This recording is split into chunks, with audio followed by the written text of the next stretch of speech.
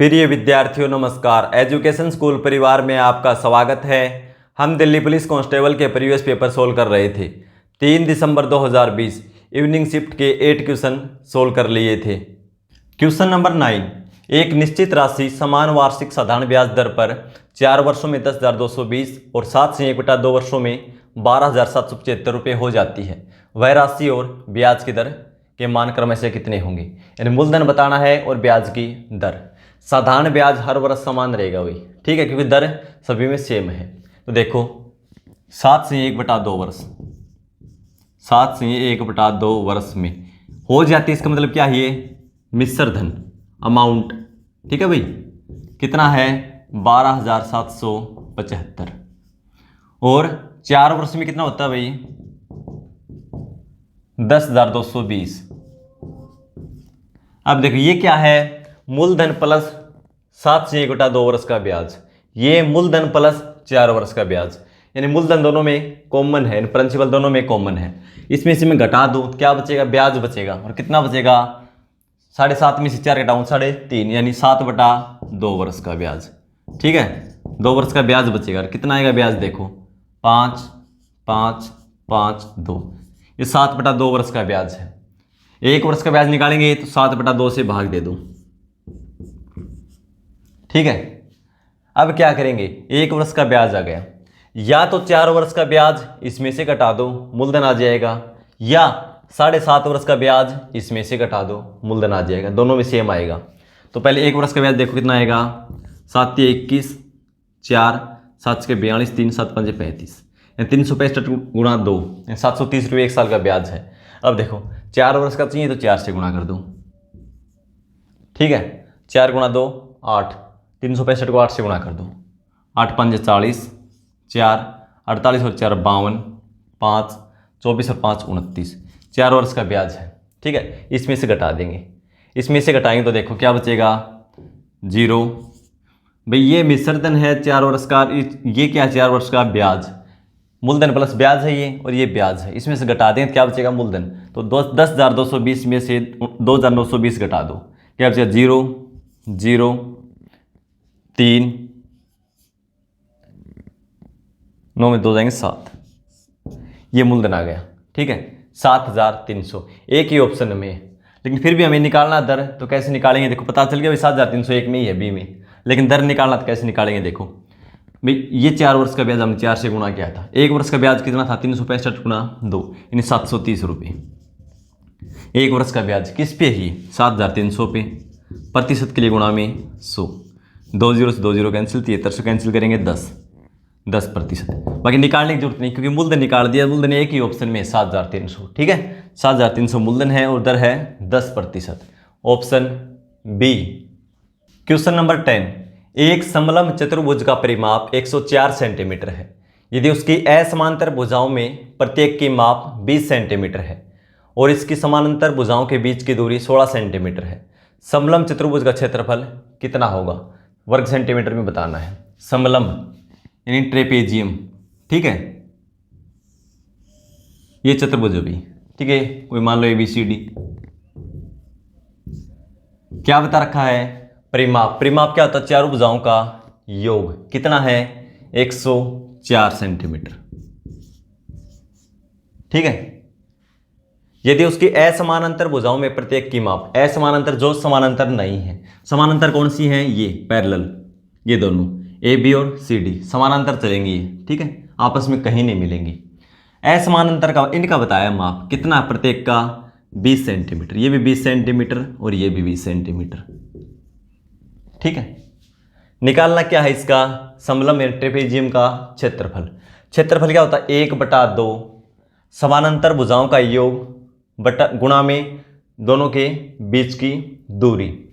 किनके बीच की दूरी, समानांतर भुजाओं के बीच की दूरी, ये h, ठीक है भाई। 1/2 गुणा में समानांतर भुजाओं का योग गुणा में समानांतर भुजाओं के बीच की दूरी, और ये कितनी दे रखी है 16 सेंटीमीटर, यानी ऊंचाई मान लो या बीच की दूरी, ठीक है। अब देखो इन दोनों का योग कैसे निकालेंगे, इसका परिमाप दे रखा है 104 सेंटीमीटर, और ये 20 सेंटीमीटर है, 20 सेंटीमीटर ये है, कितनी होगी, दोनों को जोड़ेंगे तो 40 सेंटीमीटर। इन दोनों भुजाओं का योग 40 सेंटीमीटर, ठीक है, 40 सेंटीमीटर घटा दे तो कितना आएगा, 64 सेंटीमीटर।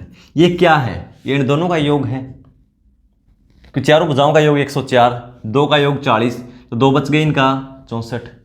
और क्षेत्रफल निकालना है समलंब का, तो 1/2 गुणा में समानांतर भुजाओं का योग, समानांतर ये है तो दोनों का योग कितना है, 64 सेंटीमीटर, गुणा में समानांतर भुजाओं के बीच की दूरी, बीच की दूरी या ऊंचाई एक ही बात है, ये ऊंचाई मान लो या दोनों के बीच की दूरी मान लो, कितनी है 16, 2 से 8, 64 गुणा 8 यानी 8 का स्क्वायर है, 8 से गुणा करेंगे तो 8 की क्यूब, 512 वर्ग सेंटीमीटर, ठीक है। Option D. क्वेश्चन नंबर 11, एक वस्तु का अंकित मूल्य 1200 रुपये है। एक सेल के दौरान इस अंकित मूल्य पर 20%, 16% और x% की 3 क्रमिक छूटें दी गई। यदि वस्तु 685.44 रुपये में बेची गई तो x का मान क्या होगा। देखो भाई, अंकित मूल्य कितना है, 1200 रुपये, 3 डिस्काउंट दिए गए हैं। पहला 20% का, यह अपने आप में 100%, 20% कम करेंगे तो 80%, और 80% को लिखेंगे हम 80/100 यानी 4/5। भाई शॉर्ट फॉर्म लिखो इनकी, ठीक है, कैलकुलेशन करने में दिक्कत ना आए। दूसरा डिस्काउंट है 16%, यह अपने आप में 100%, 100 में से 16 घटाएंगे तो 84%, 84/100, 21 से 4 से कैंसिल कर देंगे तो 21/25। तीसरा डिस्काउंट कितना है, x%, यह अपने आप में 100%, तो 100 में से x घटा देंगे और प्रतिशत हटाएंगे तो बटा में 100, और बराबर क्या है, कितने बेचा जाता है, 685.44, 685.44, पॉइंट हटा देंगे तो बटा में 100, ठीक है। इसको हल कर दो, x की वैल्यू आ जाएगी, 100 से 100 कैंसिल करो, बड़ी संख्या से कैंसिल करने की सोचो, ये नहीं 2 से लगेंगे, 2 से 3 से ऐसे करोगे। 25 से देखो भाई, इसके अंतिम दो अंक 0 है तो 25 से भाग हो जाएगी, 25 से 4 बार में 100 बचेगा, 20, 25 8 200, ठीक है। अब देखो 6 और 8 14 और 5 19, 4 23 और 4 27, यानी 3 से भाग हो जाएगी और अंतिम दो अंक 4 से भाग जा रहे हैं, तो इसको 12 से भाग करो, 12 से 4 और ये 12 से, 12 पंजे 60, 8, 12 7 84, 1, 12 कम 12 बचेगा 2, 12 दूना 24, ठीक है। अब देखो किससे करें, 21 से करके देखो भाग, 42 15 चल जाएगा भाग, 21 दूनी 42 बचेगा 15, संख्या हो जाएगी 151, तो 21 7 147, ठीक है, 147 बचेगा 4, 21 दूनी 42। अब ये 4 और 4 से 2 बार करना पड़ेगा, 16 से देख लो करके, 4 गुना 4 16 हो जाएगा, 16 कम 16 बचेगा 11, 16 7 112, 16 से हो जाएगा, 16 कम 16 बचेगा 11, 16 7 112, ठीक है। ऊपर क्या बचा है, या 100 - x बटा में 5, उस साइड जाएगा तो ये गुणा में 17 गुणा 5 कितना हो जाएगा, 85, 100 - x बराबर 85, x की वैल्यू निकालेंगे तो क्या हो जाएगा, 15, ठीक है। Option D.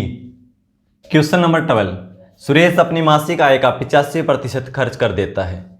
यदि उसकी मासिक आय में 20% और उसकी मासिक बचत में 60% की वृद्धि हो जाती है तो उसके मासिक खर्च में कितने प्रतिशत की वृद्धि हो जाएगी। दशमलव के एक स्थान तक सही बताना है भाई। देखो, आय, खर्च और बचत 3 लिख लो, ठीक है।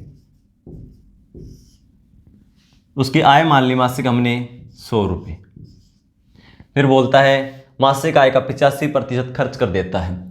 इसका 85% निकालेंगे तो 85 उसने खर्च कर दिया, तो बचत कितनी करेगा, 85 खर्च कर दिया तो 100 में से 85 घटा दो, बचत 15 रुपये की, ठीक है। उसके मासिक आय में 20%, मासिक आय यानी 20% बढ़ जाता है, तो 20% बढ़ाएंगे तो 100 का 20% यानी ये अपने आप में 100% 120% हो जाएगा। इसका 120% 120, या इसका 20% निकाल दो, 100 में जोड़ दो, वे 20% बढ़ा दी, कितनी हो गई 120। फिर बोलता है उसकी मासिक बचत में 60% की वृद्धि होती है, 60% की वृद्धि होती है। यह अपने आप में 100% है, 60% बढ़ जाएगी तो कितनी हो जाएगी 160% इसका। और 160% को क्या लिखेंगे हम 160/100, कैंसिल करके लिखो 20 से 8/5, 5 से कैंसिल करेंगे 3, 8 गुणा 3 24। ठीक है, तो उसके मासिक खर्च में कितने प्रतिशत की वृद्धि हो जाएगी। इसकी इनकम हो गई 120। ठीक है, 120 में से कितना बचाता है वो 24 रुपये बचाता है। खर्च कितना करता है 120 में से 24 घटा दो, कितना 96 रुपये खर्च करता है। भाई दोनों को जोड़कर ही तो इनकम बनेगी, खर्च और बचत दोनों को जोड़ दें तो क्या हो जाएगी इनकम। ठीक है, कितने प्रतिशत वृद्धि हुई ये पूछ रखा है। तो देखो खर्च पहले 85 था, अब कितना हो गया 96, कितना बढ़ गया 11। किस पे बढ़ा है 85 पे, प्रतिशत के लिए गुणा में 100, 5 से 20, 5 से 17, 11 गुणा 2 22, 220/17।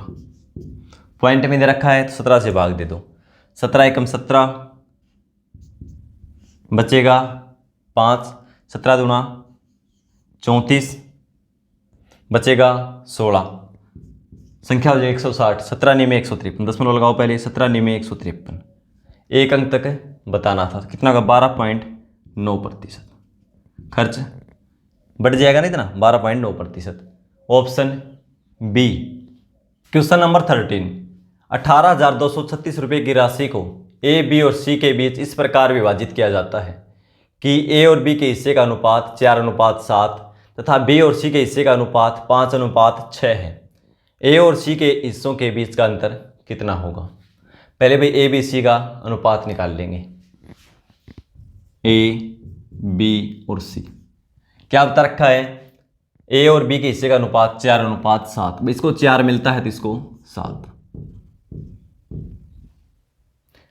तथा बी और सी के हिस्से का अनुपात 5:6। यदि बी को 5 मिलता है तो सी को 6। ए बी सी अनुपात कैसे निकालेंगे आपको बता रखा है। भैया खाली जगह है तो क्या करेंगे, इसको आगे बढ़ा दो 7, या खाली जगह है तो इसी को आगे बढ़ा दो 5, लेकिन गुणा कर दो। अब कैंसिल होता है कैंसिल कर दो, देखो इसमें 7 है लेकिन इसमें नहीं है, इसमें 5 है इसमें भी है, इसमें 5 नहीं, कैंसिल होगा नहीं। तो 5 गुणा 4 20, 7 गुणा 5 35 और 7 के 42, इस अनुपात में पैसा बटेगा और कितना है 18,236। टोटल तीनों का जोड़ देंगे अनुपात, 20 और 35 55, 55 और 40 जोड़ेंगे 95 और 2 97। 97 अनुपात की वैल्यू ये है, एक अनुपात की वैल्यू निकालेंगे 97 से भाग दे दो। निकालना क्या है ए और सी के हिस्सों के बीच का अंतर। तो ए और सी का अनुपात में अंतर देख लो कितना है, 42 में से 20 घटा दो यानी 22 का अंतर है। तो 22 अनुपात की वैल्यू निकाल दो गुणा में 22, इसको हल कर दो आपका आंसर आ जाएगा 97। देखो भाई प्राइम नंबर है, किसी संख्या से कटेगी नहीं, तो 97 से भाग ही देना पड़ेगा। ठीक है, तो भाग दो 97 एकम 97, 2 बार में ज़्यादा हो जाएगा 180 और 14 94, ज़्यादा हो जाएगा 2 बार में, तो 1 बार में जाएगा 97। क्या बचेगा यहाँ पे बचेगा 3 और 82 85 बच जाएगा भाई, और संख्या क्या हो जाएगी 853। अब कितने पे जाएगा भाई 8 पे जाएगा, क्योंकि 800 से ज़्यादा है और ये 800 के करीब आएगा, 9 पे तो ज़्यादा हो जाएगा ये, तो 8 पे कितना हो जाएगा 8 7 56, 5 8 72 और 5 77, 8 बार में गया। क्या बचेगा 7, 14 में 7 जाएंगे 7, अंतिम अंक क्या है 6। 8 बार में कितना आया था 776, फिर 8 बार में जाएगा। ठीक है, 188, 188 और 22 की गुणा कर दो, 22 गुणा 8 176, 17, 22 गुणा 8 176 और 17 193, 19, 22 से कम 22 और 19 41। भाई कम से कम आपको 30 तक टेबल याद होनी चाहिए। ठीक है, तो हमारा आंसर क्या हो जाएगा 4136। ठीक है, ए और सी के हिस्से का अंतर आ जाएगा ऑप्शन डी। क्वेश्चन नंबर 14, एक व्यापारी को वस्तु X को बेचने पर 20% का लाभ होता है और वस्तु Y को बेचने पर 16% की हानि होती है। यदि X और Y के क्रय मूल्यों का अनुपात 3:5 है तो इस पूरे लेन देन के दौरान हुए लाभ या हानि की गणना कीजिए। दो वस्तु भी X और Y, एक x है और एक y। x वस्तु पे 20% का लाभ होता है और y पे 16% की हानि होती है, और उनके क्रय मूल्य का अनुपात क्या है? 3:5 CP, 3 और 5। ठीक है भाई, देखो 3 और 5 की बजाय हम हमारी सुविधा के अनुसार ऐसी संख्या मान लेंगे तो कैंसिल करने में दिक्कत ना आए। तो क्या करेंगे? 100 से गुणा कर लो, इसको 300 मान लो, इसको 500 मान लो, कोई दिक्कत नहीं, आंसर वही आएगा। 3 और 5 से करोगे तो भी वही आएगा, 300 और 500 से करोगे तो भी वही आएगा, 30 और 50 कर लोगे वही आएगा। कारण क्या है? दोनों को सेम संख्या से गुणा करोगे, ये नहीं इसको 10 से कर दिया, इसको 100 से कर दिया। इसको 3000 कर लोगे, इसको 5000 कर लो तो भी आंसर सेम आएगा। ठीक है, लेकिन दोनों को सेम संख्या से गुणा करेंगे। 300 और 500 मान लिया, ठीक है, ये 300 मान लिया, ये 500 मान लिया, तो कुल कॉस्ट प्राइस क्या हो जाएगा? 300 और 500 जोड़ देंगे 800 रुपये। कितना हो जाएगा? 800 रुपये। ठीक है, क्या बता क्या? एक्स को बेचने पर 20% का लाभ, इस पर 20% का लाभ होता है, ये अपने आप में 100% है, 20% बढ़ जाएगा ना 120%। 120% का मतलब 6/5 प्लस। ठीक है, इस पे क्या होता है? 16% की हानि होती है, ये अपने आप में 100%। 16% कम कर देंगे तो 84%। 84% को लिखेंगे हम 84/100, 4 से कैंसिल पहले कर दो, 21/25। ठीक है, अब देखो 5 से कैंसिल करेंगे, 6 और 0, 6 गुणा 6 36, 360 रुपये में बेची गई इसको, यानी SP सेलिंग प्राइस। दूसरी को 25 पे 2 बार में 50, 0, 21 गुणा 2 42, ये 420 में बेची गई। कुल देखो जोड़ेंगे तो 400 और 300 760 और 20 80, 780 रुपये में इसको बेचा गया दोनों को। दोनों को खरीदा कितने में? 300 और 500 यानी 800 में खरीदा, 780 में बेच दिया। कितने का नुकसान हुआ? 20 का। भाई 800 में 780 घटा देंगे। ठीक है, लाभ हानि की गणना किस पे करेंगे? कॉस्ट प्राइस पे। 800 प्रतिशत के लिए गुणा में 100।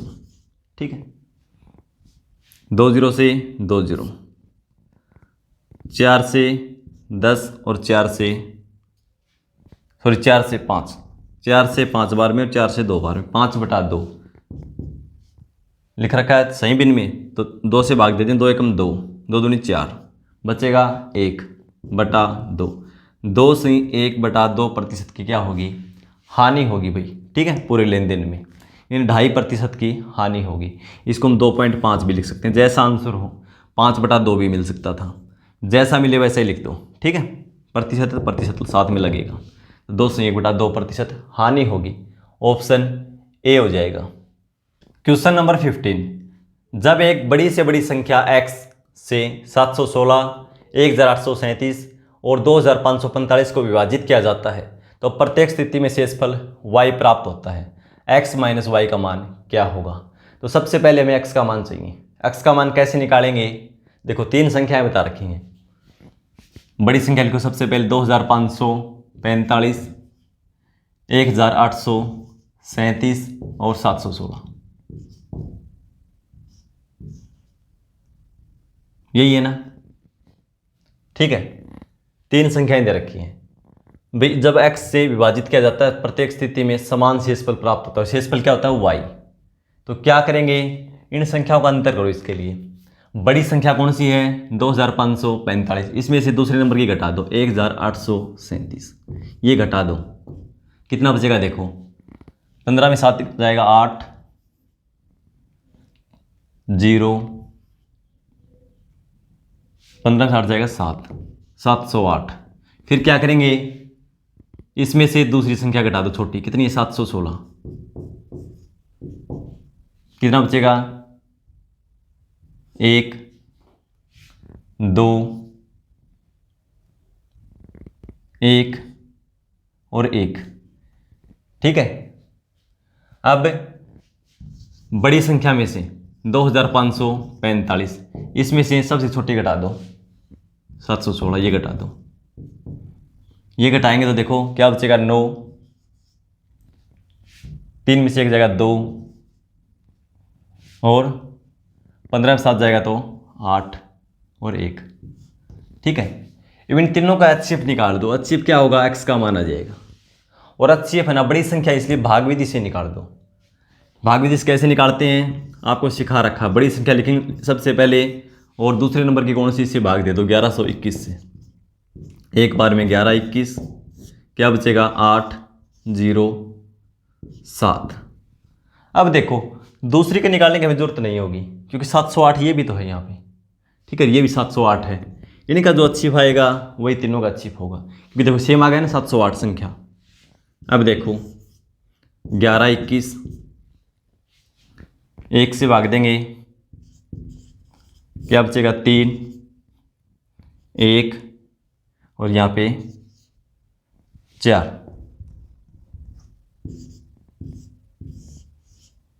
ठीक है, फिर 708 को अंदर ले आएंगे।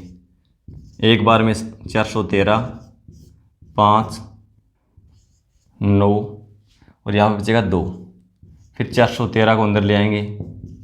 एक बार में 295, कितना बचेगा 8 1 और 1 118। ठीक है, फिर 118 को हम 295 से भाग देंगे। 118 दो बार में चल जाएगा 236।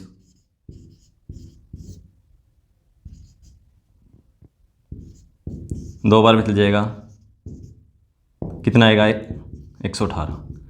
अंतिम भाग इस पे गया, भाजक क्या है, ये हमारा अचीव होगा।